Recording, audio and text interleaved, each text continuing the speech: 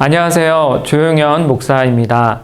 나의 사랑하는 책 네 번째 시간, 여러분과 함께 나누고 싶은 책은 진 에드워드의 새왕 이야기입니다.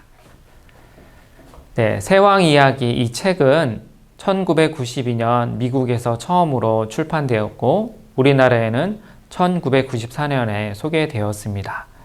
네, 제가 이 책을 처음 읽은 지도 거의 20년이 다 되어 갑니다. 네, 비교적 오래된 책이죠. 이렇게 오래된 책을 여러분에게 소개해드리는 이유는 책 내용도 쉽고 또 길이도 짧아서 여러분뿐만 아니라 여러분의 가족이나 또 친구 또 다른 성도님들과 함께 읽고 나누어도 참 좋은 책이라고 생각되기 때문입니다. 자, 책 제목이 새왕 이야기입니다. 그렇다면 새왕은 바로 누구일까요? 네, 사울, 다윗, 압살롬, 이 세 명의 왕이 바로 이 책의 주인공이라고 할 수 있습니다. 모두 구약 성경에 나오는 인물들입니다. 그래서 저자는 구약 성경의 내용을 중심으로 사울과 다윗과 압살롬의 이야기를 우리에게 들려줍니다. 그런데 저자는 구약 성경의 내용을 있는 그대로 우리에게 되풀이해서 들려주는 것이 아니라 자신의 상상력을 발휘하여서 우리에게 들려줍니다. 특별히 이 세 명의 인물들 중에 다윗에 초점을 맞추어서 다윗이 이러한 위기의 상황 가운데서 이렇게 생각하고 말하지 않았을까? 라고 이렇게 상상력을 발휘하면서 우리에게 다윗 안에 있었던 깊은 고민과 또 생각들을 알려줍니다. 저는 이 부분이 바로 이 책이 가지고 있는 가장 큰 장점이라고 생각됩니다.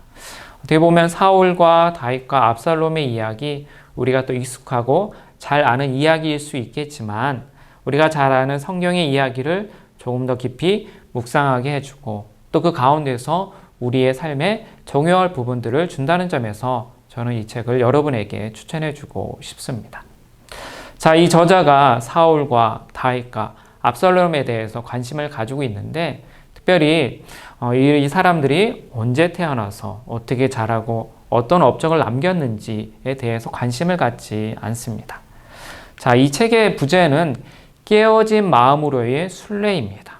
이 부제가 알려주듯이 저자는 특별히 세 명의 인물들 중에 다윗에 초점을 맞춰서 다윗 안에 있었던 그 깨어진 마음이 무엇인지에 대해서 관심을 갖고 이야기를 들려줍니다.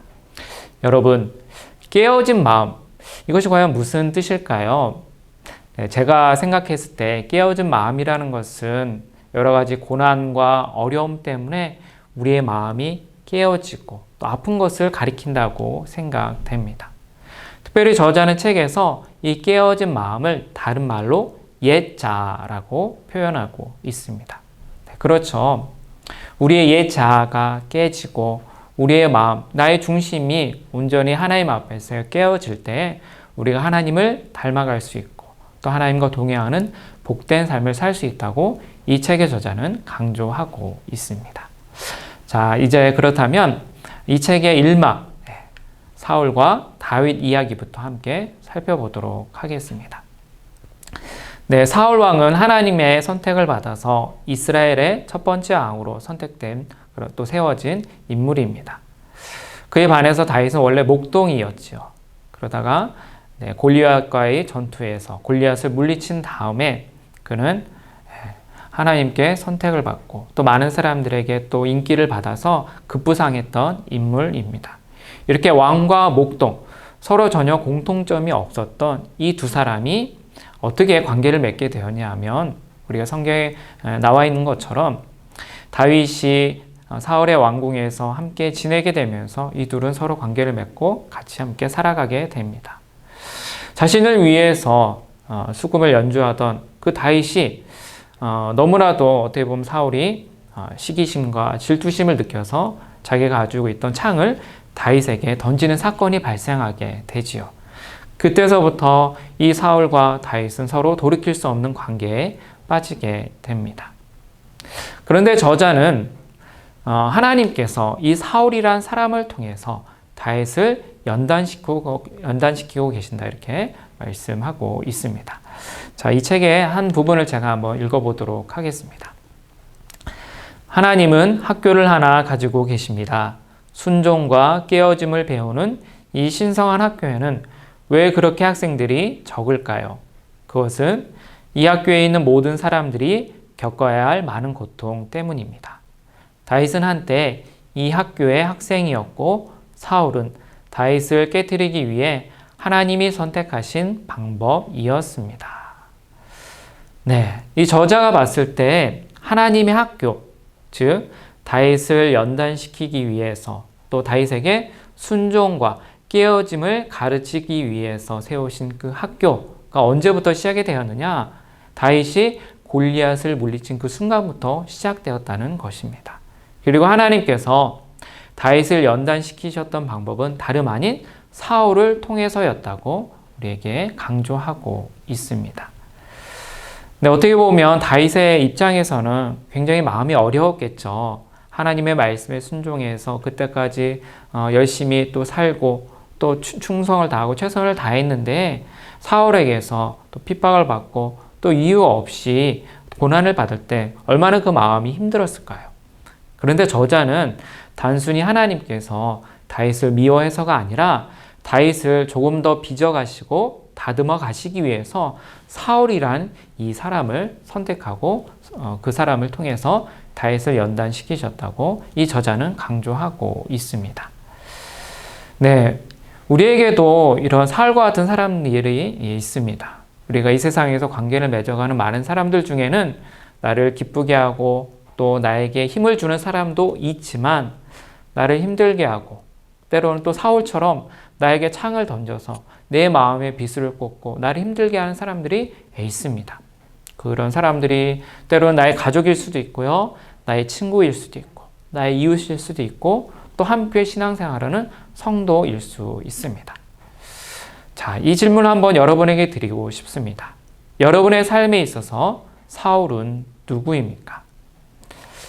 네, 그렇죠. 여러분 누구에게나 아마 여러분의 마음을 힘들게 하고 여러분의 인생을 힘들게 하는 사울이 반드시 있을 것입니다. 그런데 이 책을 통해서 우리가 깨달을 수 있는 것은 이 사울과 같은 존재가 하나님께서 아직 깨어지지 않은 나의 마음, 또 말씀에 온전히 순종하지 않는 나의 옛 자아를 깨뜨리시기 위한 하나님의 방법이라는 것을 반드시 우리가 기억해야 될 것입니다. 자, 그런데 저자는 그런 사울이 나가 아닌, 내가 아닌 다른 사람이 아니라 또 내 안에 있는 우리의 옛 자아가 바로 사울이라고 이야기하고 있습니다. 제가 한 부분을 또 읽어보도록 하겠습니다.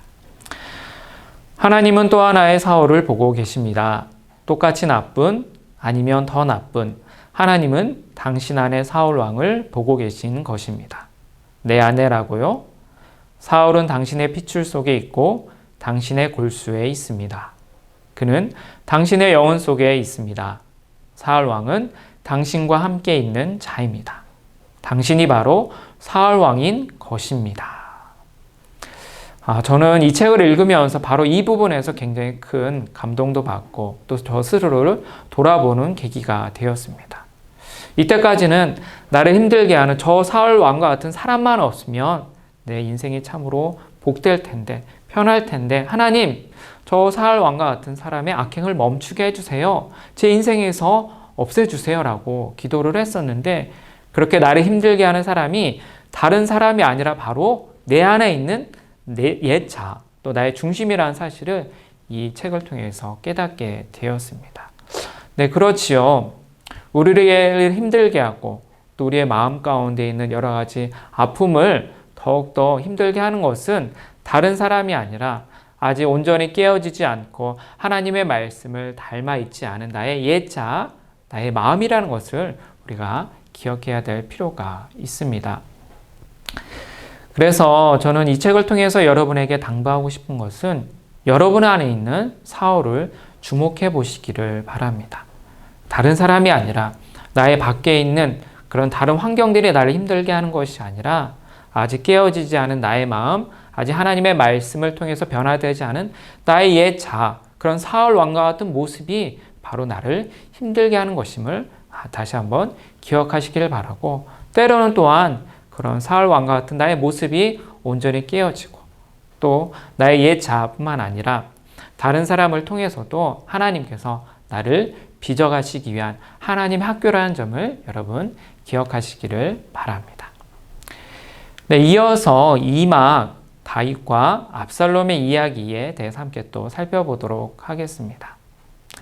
사실 다윗이 이스라엘의 두 번째 왕으로 등극을 하면서 그를 빚어가시고 연단하기 위한 하나님의 학교는 끝난 것처럼 보입니다.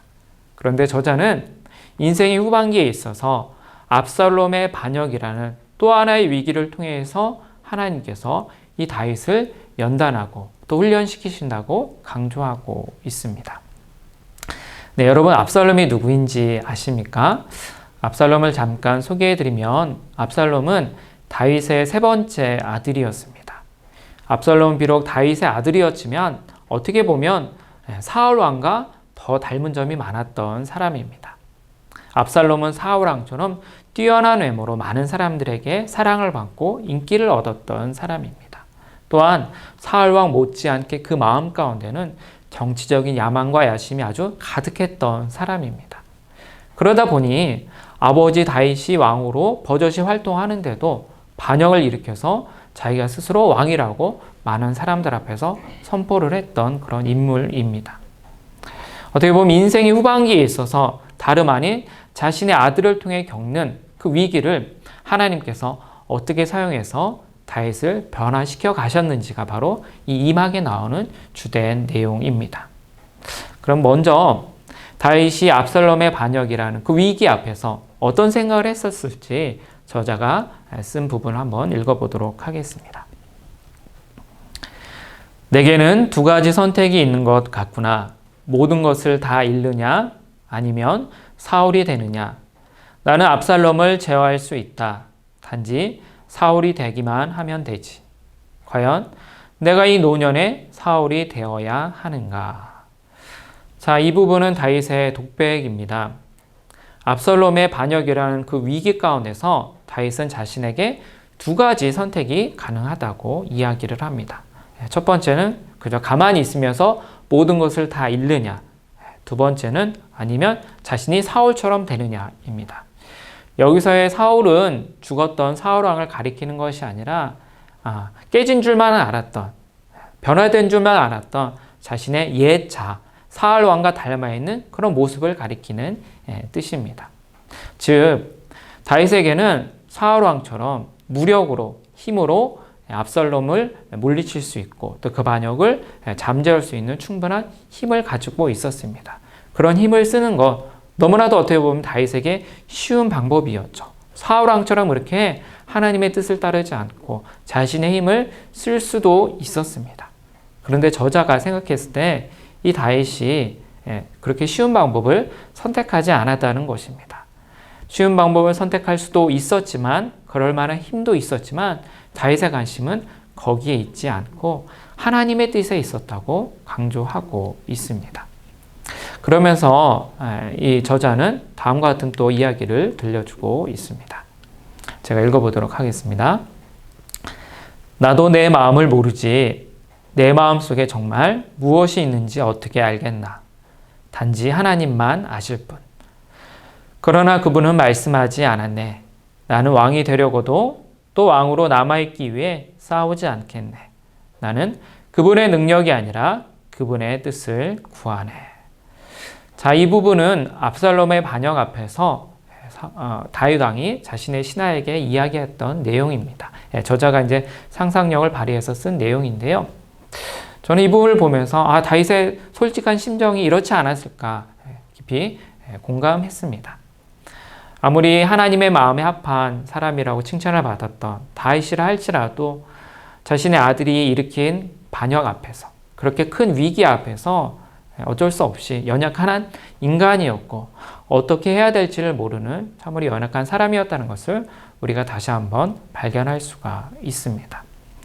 우리도 그렇지 않습니까? 어떠한 큰 고난 가운데서 위기 가운데서 정말로 하나님의 뜻이 무엇일까? 열심히 하나님께 기도하는데도 하나님께서 우리에게 그 뜻을 확실히 분명하게 보여주시지 않을 때가 참으로 많습니다. 그래서 어떻게 될지 모르겠다라고 우리가 솔직하게 고민할 때도 참으로 많죠. 다윗도 마찬가지였을 것이라고 이 저자가 우리에게 이야기해 줍니다. 그러나 그렇게 어떻게 해야 될지 모르는 상황 가운데서도 다윗에게 분명한 고백이 있었던 것은, 그가 추구했던 것은 자신의 왕이나 자신의 것을 지키는 것이 아니라 자신을 인도하시고 자신의 진정한 왕이신 하나님의 뜻을 구하는 것에 있었다고 이 저자는 강조하고 있습니다. 그렇죠. 우리의 삶에 있어서도 우리가 구해야 될 것은, 내가 이 선택을 했을 때 내가 조금 더 이익을 보고 조금 더 손해를 보겠구나 하면서 그런 결정을 내리는 것이 아닙니다. 중요한 것은 우리의 진정한 왕이신 하나님의 뜻을 끝까지 구하는 것, 그리고 그 뜻에 순종하는 것이 바로 하나님께서 원하시는 그런 뜻이라고 할 수 있습니다. 자, 그래서 저자는 이 책의 마무리를 이렇게 우리에게 이야기해 줍니다. 왕권은 내 것이 아닙니다. 내가 가질 것도 보호할 것도 지킬 것도 아니란 말이지요. 왕권은 이제 주님의 것입니다. 왕국도 마찬가지지요. 나는 하나님을 방해하지 않을 것입니다. 그분이 그의 뜻을 이루시는 것을 막을 만한 장애는 아무것도 없습니다. 하나님이여 하나님 되시옵소서. 네. 다윗이 이런 고백을 하나님께 드렸을 것이라고 이야기를 하면서 이 책이 마무리됩니다. 네, 이번 시간에는 여러분과 함께 진 에드워드의 새왕 이야기라는 책을 함께 살펴보았습니다. 네, 이 책을 통해서 여러분은 어떤 것을 느끼셨습니까? 네, 이 책에 등장하는 사울이나 다윗이나 압살롬이 이 책의 진정한 주인공은 아닙니다. 또한 사울이나 압살롬보다 훨씬 더 하나님의 뜻을 구했던 다윗도 이 책의 진정한 주인공은 아닙니다. 이 책의 진정한 주인공은, 또 진정한 왕은 사울과 다윗과 압살롬을 빚어가시고, 특별히 다윗이 사울과 압살롬이라는 고난 가운데서도 하나님의 뜻, 진정한 왕이신 하나님의 뜻을 구하기를 원하셨고 그를 빚어가시고 다듬으시고 연단하셨던 하나님이 바로 이 책의 진정한 주인공입니다. 혹시 여러분의 삶에 다윗처럼 사울 왕이 혹은 아들 압살롬이 주는 그런 위기와 고난 때문에 힘들어하고 또 어려운 분들 계십니까? 이 책을 통해서 위로를 받으시기를 바랍니다. 사울 왕과 압살롬과 같은 그런 고난 가운데서 하나님께서 원하시는 것은 여러분의 옛 자아가 깨어지고 여러분의 중심이 온전히 진정한 왕이신 하나님의 뜻을 구하는 데 있기를 하나님께서 원하시기 때문에 여러분에게 그러한 고난을 허락하신다는 것을 기억하시기를 바랍니다. 그래서 이 책을 읽으시고 이 책을 통해서 진정한 왕이신 하나님의 그 은혜의 이야기가 여러분을 통해서 많은 사람들에게 전해지기를 예수님의 이름으로 축복드립니다.